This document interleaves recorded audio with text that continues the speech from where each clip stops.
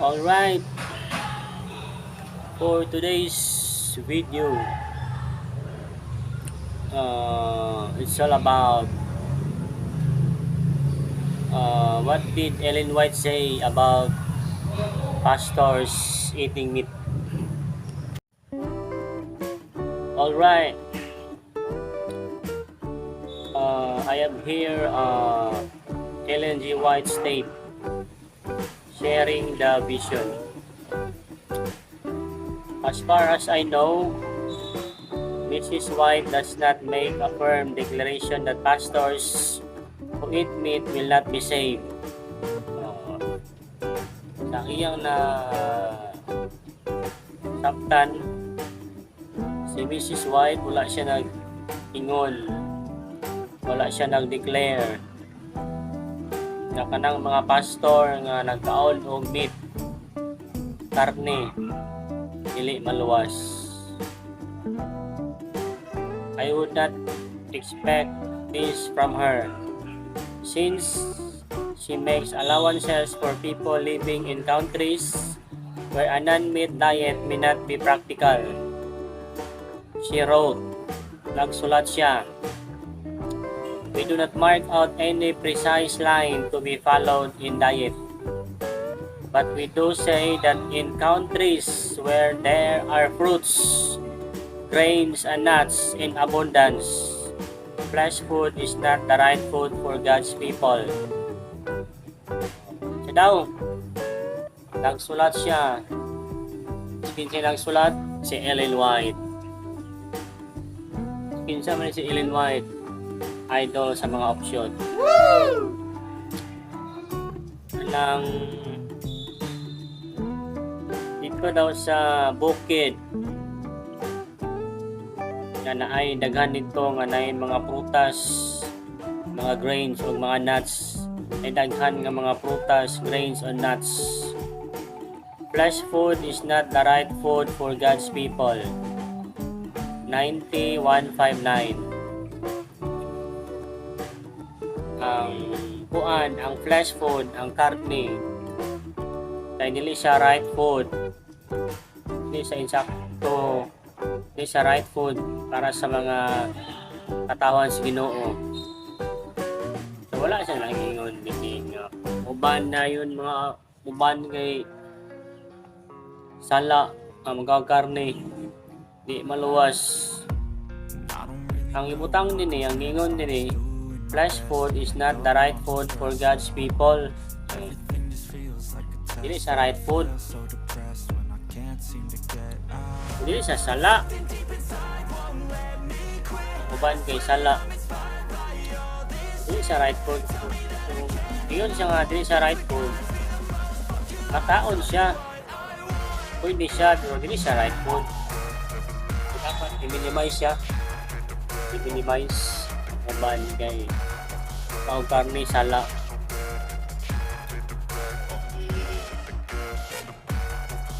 Ito pang yun. There is no statement from Mrs. White which says that meat eaters cannot be transmitted. Wala yung statement si Ellen White na nag-ingon nga ang magkaon o karne cannot be translated. Some people deduce it wrongly, I believe, from the following statement found in Councils on Diet and Foods, page 380 to 381. Wow. Some people deduce it wrongly. Kay sayop sila. Sayop ang ilang interpretation.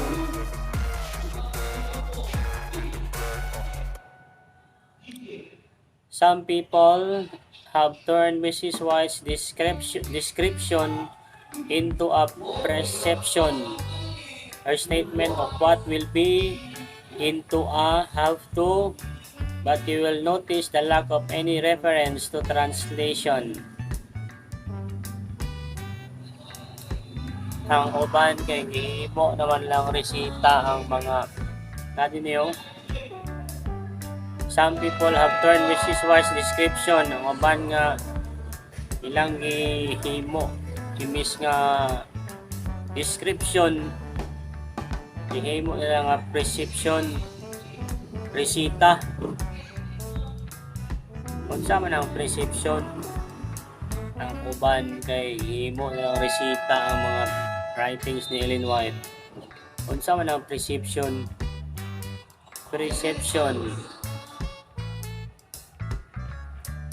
an instruction written by a medical practitioner that authorizes a patient to be provided a medicine or treatment.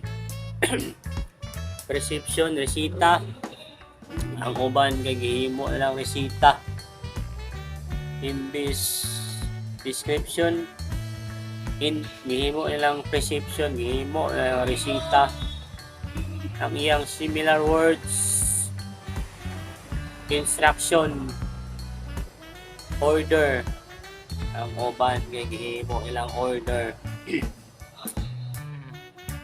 instruction kanang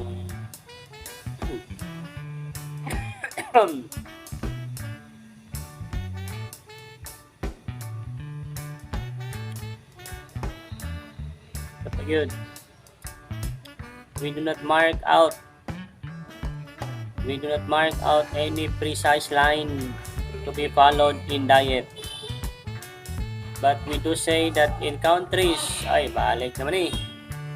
but in countries where there are fruits, grains, and nuts in abundance, fresh food is not the right food for God's people. Excuse me. Dili sa sala ang uban kay sala dayon magkakarne di maluwas. Dili sa fresh food is not the right food for God's people. Dili sa right food ang uban kay sa lamang na ang mga interpretation ninyo ay nanang ang inyong I have been instructed that flesh food has a tendency to animalize the nature, to rob men and women of that love and sympathy which they should feel for everyone, and to give the lower passions control over the higher powers of the being. If meat eating was ever helpful, it is not safe now. It is a safe. Hindi ang uban gate sala. It is a safe. Ang uban kay mga ni sala. Sabi magiging mga utok. It is a safe. Ang uban kay labi ni stream ng ganyan sala. Maluwas. Anong dili man sa safe? Tungod kay naka-cancer, tumor, pulmonary diseases are largely caused by meat eating. Muna siya ang iyong mga cause sa mga nagka-karne. Cancer, mga tumor, ang kuban kay nagka-karne sala.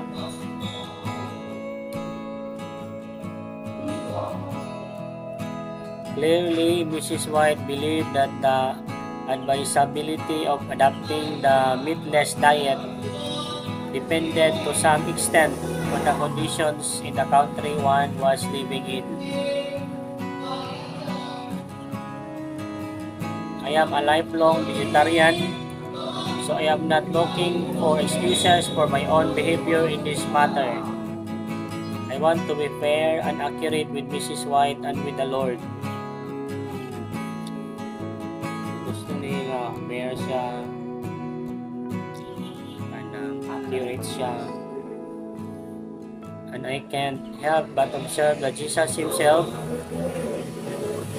shortly before his death, presided at a Passover celebration, an observance that involved eating a lamb.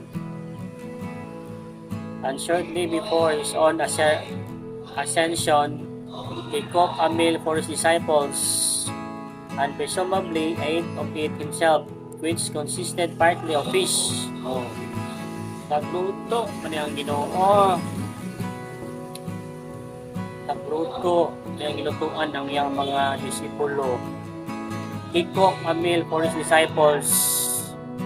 Nagluto ang Ginoo sa iyang mga disipulo. Og nagkaon siya og isda. Ang mga option kay mukaw isda di maluwas. Nagkaon man ang Ginoong isda. Grabe magiging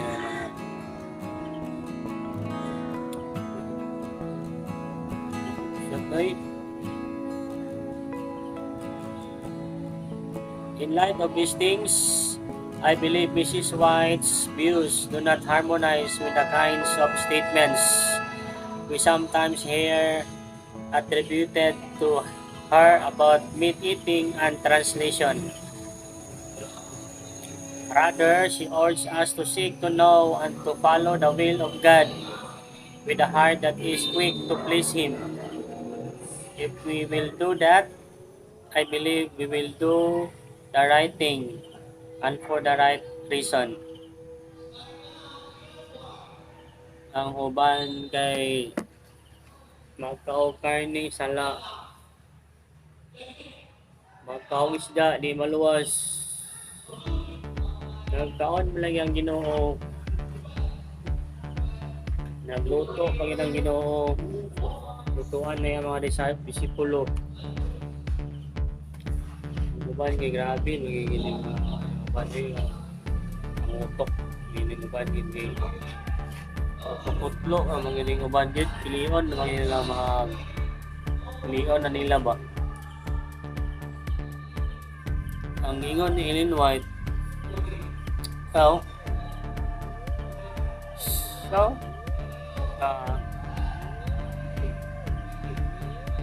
araw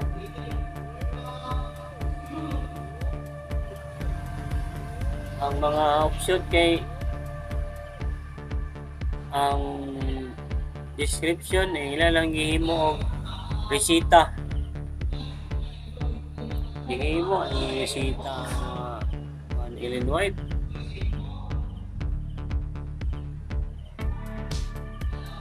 Ay, mo resita. Oh, as far as I know, Mrs. White does not make a firm declaration that pastors who eat meat will not be saved. Ang uban wala wala man siya nag-declare na mga pastor nga kaon og karne di maluwas, kamo kay di rin maluwas pag karne isda. O hindi na ko kaman. Thank you very much.